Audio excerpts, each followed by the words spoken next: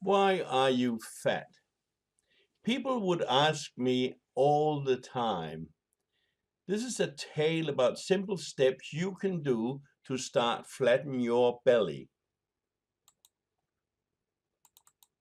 You know the drill, getting up in the morning, feeling like a walrus. You don't want to look in the mirror because you hate what you see. You feel ashamed and discouraged. You ask yourself, as you have so many times before, why me? And why can't I lose any weight? When I was about 15 years old, I remained on 60 kilos for years, and I still remember the great feeling of being slim and flexible.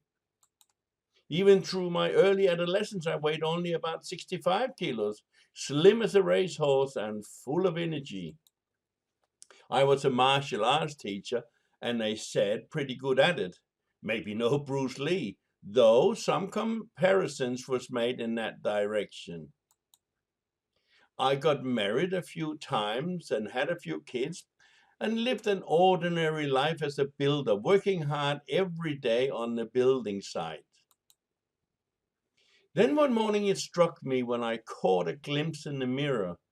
Oh my God, I look so fat. Where did it all come from? A totally embarrassing situation. A symbol of fitness and health, right? Gone were my six-pack abs, my sculptured chest. Yes, I even had man boobs. Yuck. Love handles were protruding on both sides, and the start of a floppy overhang was developing. I tell you honestly, my self-esteem took a major dive on this day. Here I was, a karate master, looking like a sumo wrestler. That year I stopped teaching martial arts, and I never went back. My instructors were horrified and proclaimed, "What's going to happen to our school?" My mind was made up. We had to close. I could no longer justify being a fitness icon who could not even reach his own feet. I know what you're thinking. That's it, he's done. But oh no, you're wrong. It was just the beginning, and more bad news was in store for me. Concerned about my health, I went to the doctor to have a blood test, and what would you know? My prostate count was up, and the doctor called me into his office and said, "You need a biopsy, and you need to care more seriously about your lifestyle." As if I wasn't already. And if you don't, you will become a type 2 diabetic in only a short while. No kidding, really? More blood tests later, it was established that my testosterone had dropped and I was developing estrogen instead, hence the man boobs. Seriously, my friend, I felt I was going to die, and vivid pictures of prostate cancer flashed in front of my eyes constantly. It was like I was being drawn into this spiraling, funny funnel of misery, sucking me down, down, down. I went to my parents, who were elderly, with the intention to inform them of the very worst thing that any parents could ever experience: the early death of a child before their time. I stood in front of them both, and my head was literally exploding in grief, and my eyes turned watery. I wanted to cry like a baby and get my mama to hold me once again and tell me that everything was going to be okay. But something stopped me, a small voice in my head. I did not know from where it came, but it kept repeating, "Not yet. Don't give up. You can fight this." It shocked me, and I held back the avalanche of emotions that was seconds away from overflowing, like the spillway from a dam. I quickly excused myself and headed back home again and got onto Google to try to make sense of what I had and, more importantly, how I was going to deal with it. I suddenly remembered a quote that goes, "It's not what happens to you, it's how you deal with it." This started a daily regime of endless research into what was happening to me. Hours and hours in front of the computer, sometimes into the very early morning. My mission? I first had to identify the more acute problems, just to keep me from thinking that all of me was going bad, which I think you would agree it was. These are the problems I found, and in no particular order: prostate issues, hormones out of whack, man boobs, decreased level of flexibility, gout, dryness of my skin, joint pains, all the joints, stomach ache, diarrhea, constipation, diminished eyesight, bloating, constant heartburn, brittle gray nails, lower back pain, lethargic, depression, and oh, I forgot, ED, erectile dysfunctioning, and a total loss of libido, which in turn ended my marriage as my wife left me. Extreme loneliness, sleep disorder, suicidal tendencies. Who would have thought? Imagine coming into any doctor with that list of complaints. I was actually prescribed psychological help for a few sessions, and I joke about it now, saying that once I told all my problems to my counselor, she committed suicide herself. Luckily, I, however, lived to tell the story, and so let me tell you what I did, which I'm sure will help you realize that it's never too late for a change. For you too can fight anything that you may experience and return to a normal existence full of life, good health, and happiness. Let me make it clear, though, that the following solution is based on my experiences.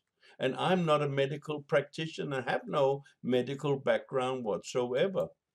And you should never attempt to do anything I suggest or anything else without you doing your own due diligence and or with your own doctor's advice and care.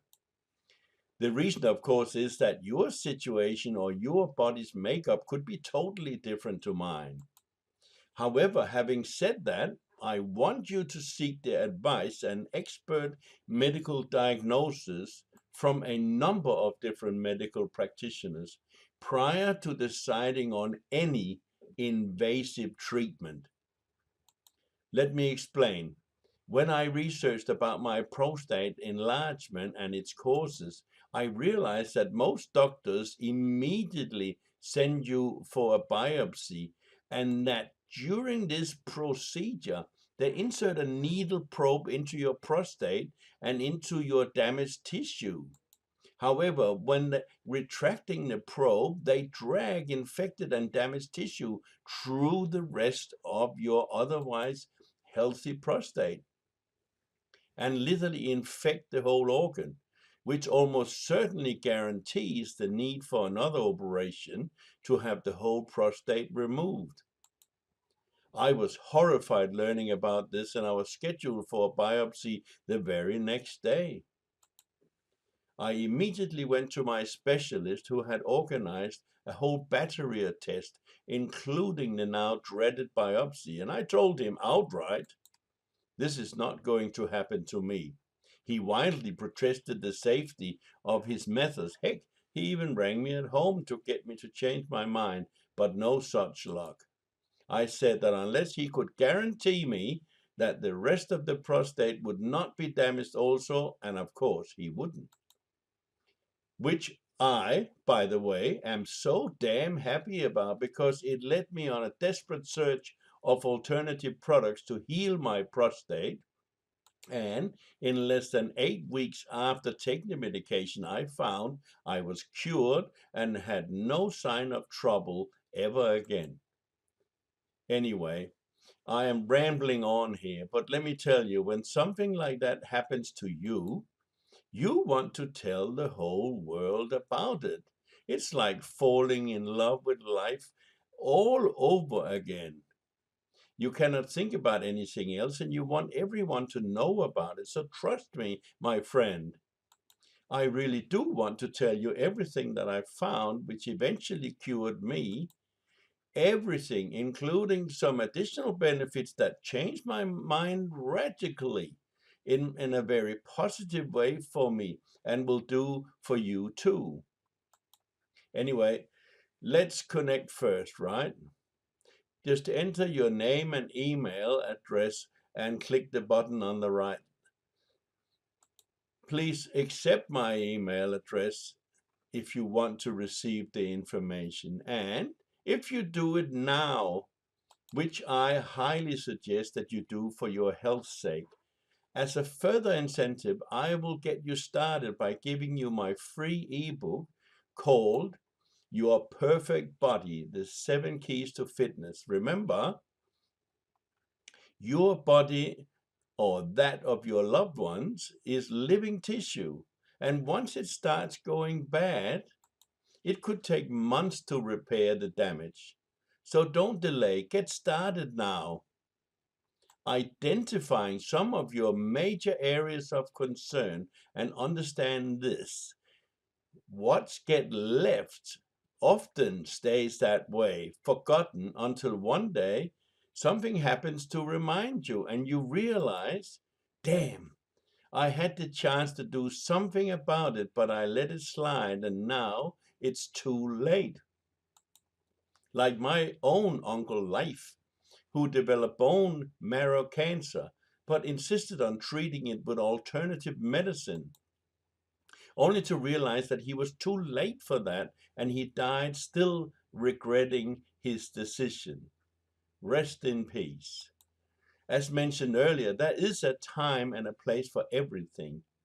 Like my friend Sita's grandchild, a very beautiful little 4-year-old girl with the most stunning eyes and a charming smile that melts your heart. I did not see her for maybe 3 months, but before that, she weighed only about 14 kilos. But now her body weight had increased dramatically by a massive 1.5 kilo. How did this happen? Or more importantly, how was this allowed to happen? She looked something like this. She looked so different to me, I could not believe it. Her face was choppy and her body looked bloated with now obvious breasts.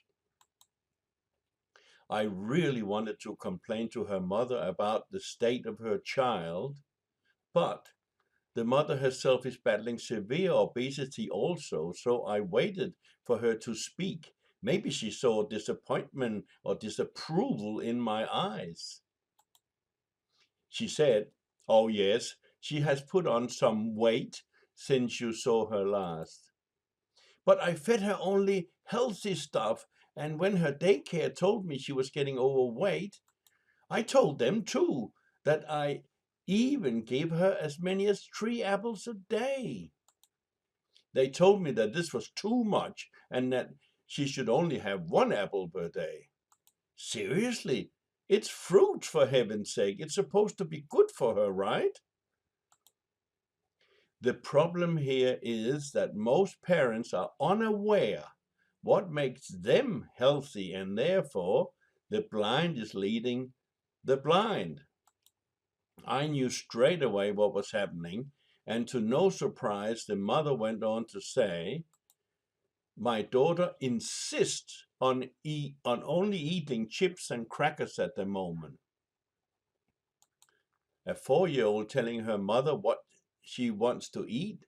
Does that sound right to you? Discover for yourself the secrets. Enter your email in the form and click the button now. What about my own parents, now 87 years old, relying solely on the advice of their doctor, who has maybe only 4 hours of actually nutritional teaching? How many more grandparents need to suffer with avoidable diseases and complications based on erroneous advice by a faculty of inexperienced member of the medical profession. My beloved mother has lost part of her memory and keeps forgetting things. She's not able to remember the login on her computer and sometimes pay the electricity bill more than once. Her previous lifetime occupation as a respected dressmaker and bookkeeper, two important life skills, now totally lost. And why? Because her doctor has still not caught up with the latest discoveries, still keeps on pumping her full of 6 different medications until I said, stop, and that's enough, no more. Maybe you can also make a difference in someone else's life when you realize the secrets to why people are getting unhealthy and obese, and how you can actually do something about it. For the answers to these and many more questions, don't delay. Enter your name and email and click the button now, and I'll see you on the inside.